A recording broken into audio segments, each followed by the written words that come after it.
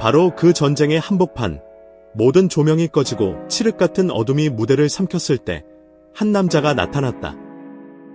순백의 수트를 입은 그는 어둠 속에서 홀로 빛나는 존재처럼 보였다. 그는 바로 한국 트로트의 신, 강문경이었다. 왜 그는 이토록 극적인 어둠 속에서 등장해야만 했을까? 이것은 단순한 연출이었을까? 아니면 앞으로 닥쳐올 거대한 파란을 암시하는 복선이었을까? 그의 등장은 시작부터 하나의 거대한 물음표를 던지며 우리를 거부할 수 없는 미스터리의 중심으로 끌어당겼다. 강문경. 그 이름 앞에는 이미 명실상부한 음원 최강자, 소름 끼치는 가창력의 소유자라는 수식어가 따라붙는다. 무대 위에서 보여주는 진중하고 차분한 카리스마는 그를 완벽이라는 단어 그 자체로 만들었다.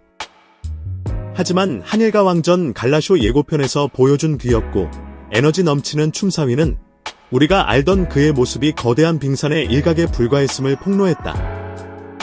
그는 예측 불가능한 아티스트였다. 그런 그가 자신의 음악 인생 전체를 건 도박과도 같은 도전을 감행한다. 그것은 바로 일본의 심장부라 할 수 있는 국민 애창곡, 엔카의 여왕 미야코, 하루미의 보사카 시구레를 그것도 일본어로 직접 부르겠다는 선언이었다. 이것은 미친 짓이었다. 오사카 시구레는 단순한 노래가 아니다. 1980년에 발표되어 150만 장 이상 팔려나간 이 곡은 일본인들에게 한 시대를 상징하는 문화유산이자 가슴 깊이 새겨진 추억의 편린이다. 오사카에 내리는 가을비 속에서 떠나간 님을 그리는 애절한 가사는 일본 특유의 정서, 모노노아와레의 정수를 담고 있다.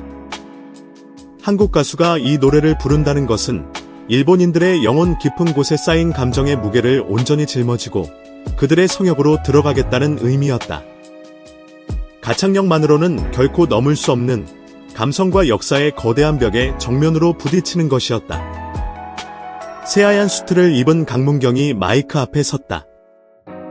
스튜디오의 모든 공기가 그의 숨결 하나하나에 집중했다. 그리고 첫 소절이 터져 나오는 순간 시간은 멈췄다. 첫째, 언어의 벽을 허문 완벽한 발음. 그것은 흉내내는 수준이 아니었다. 마치 일본인의 영혼이 그의 몸에 빙의한 듯 한 음절 한 음절에 담긴 뉘앙스와 감정선은 원곡을 뛰어넘는 처절함을 담고 있었다. 얼마나 피나는 노력이 있었을지 상상조차 되지 않는 경이로운 경지였다. 일본 심사위원들의 눈이 믿을 수 없다는 듯 커졌다. 둘째, 감정의 융합, 한과 애수의 승화. 이것이야말로 이 무대를 전설로 만든 핵심이었다. 강문경은 원곡의 쓸쓸한 감성에 한국 고유의 정서인 한을 완벽하게 녹여냈다. 슬픔에 주저앉는 것이 아니라 그 슬픔을 끌어안고 초월하려는 의지가 담긴 그의 목소리는 노래를 완전히 다른 차원으로 끌어올렸다. 그것은 단순한 이별 노래가 아닌 인간의 근원적인 고독과 그리움을 노래하는 한편의 대서사시가 되었다. 셋째, 신의 영역에 다다른 보컬 컨트롤. 그는 노래를 부르는 것이 아니었다. 소리라는 악기로 감정을 조각하고 있었다. 가녀린 숨소리에서 폭포수처럼 터져나오는 고음까지 그의 목소리는 한치의 오차도 없이 감정의 파도를 타고 넘었다. 특히 원곡자 특유의 까다로운 꺾기를 마치 자신의 것처럼 자유자재로 구사하는 모습에 윤명선 작곡가는 어떻게 저렇게 쉽게 하냐며 혀를 내둘렀다. 기술적으로도 감성적으로도 흠잡을 곳이 단 하나도 없는 완벽 그 자체였다. 노래가 끝났다. 하지만 박수 소리는 즉시 터져 나오지 않았다. 스튜디오는 거대한 충격에 휩싸인 채 절대적인 침묵에 잠겼다. 국적도, 언어도, 경쟁이라는 사실도 모두 잊게 만드는 압도적인 예술 앞에서 모두가 할 말을 잃었다. 그것은 단순한 감동이 아니었다. 경외감이었다.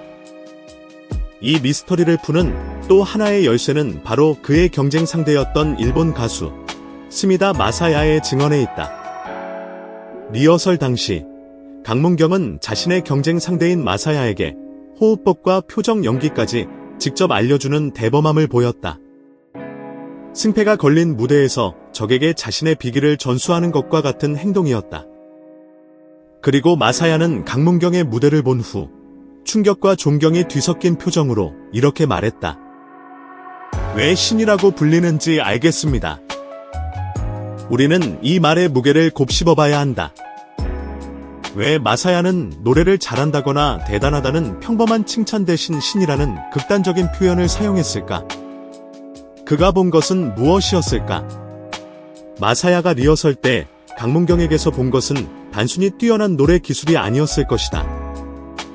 그것은 음악을 통해 인간의 영혼을 어루만지고 경쟁이라는 개념 자체를 무의미하게 만드는 예술가 본연의 아우라, 즉 신성이었을 것이다. 그에게 음악은 이기기 위한 도구가 아니라 사람의 마음을 연결하는 교감의 언어였다.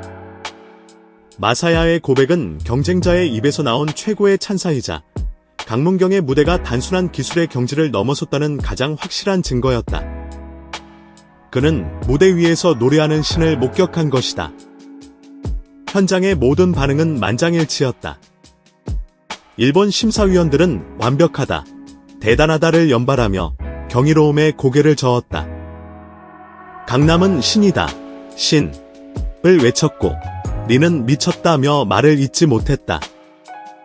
동료 가수 신승태는 승패를 떠나 무대 자체가 너무 좋았다며 경쟁조차 있게 만든 예술성의 경의를 표했다. 국적, 역할, 입장을 떠나 모두가 하나의 위대한 예술 작품 앞에서 하나가 되었다. 이제 남은 것은 점수뿐이었다. 모두가 압도적인 승리를 의심하지 않던 그 순간 믿을 수 없는 일이 벌어졌다. 점수판에 나타난 숫자는 현장의 뜨거운 감동과는 너무나도 동떨어져 있었다. 강문경은 패배했다. 스튜디오는 다시 한번 혼돈에 빠졌다. 이게 어떻게 된 일이지? 모두가 어리둥절한 표정으로 서로를 쳐다볼 뿐이었다. 온몸으로 느낀 전율과 감동이 차가운 숫자에 의해 부정당하는 순간 예술의 가치가 과연 점수로 환산될 수 있는가에 대한 근본적인 질문이 던져졌다. 이해할 수 없는 결과에 언론도 의문을 제기하기 시작했다.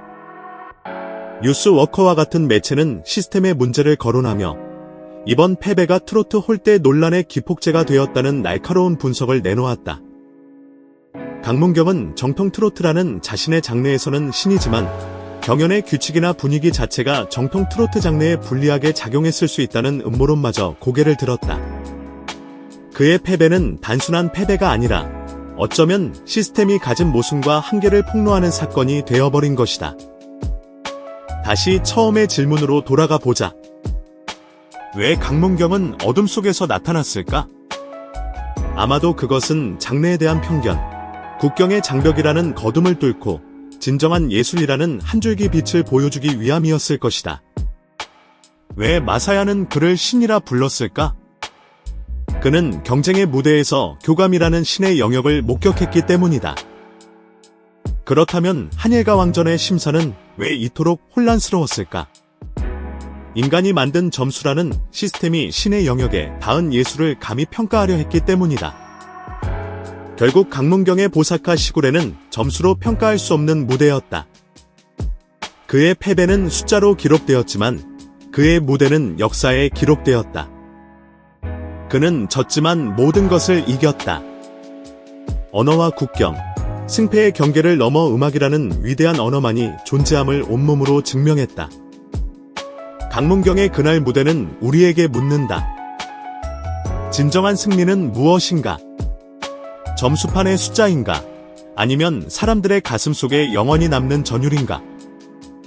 그의 무대는 음악 자체의 위대한 승리였으며 우리는 그 위대한 역사의 순간을 목격한 증인이다.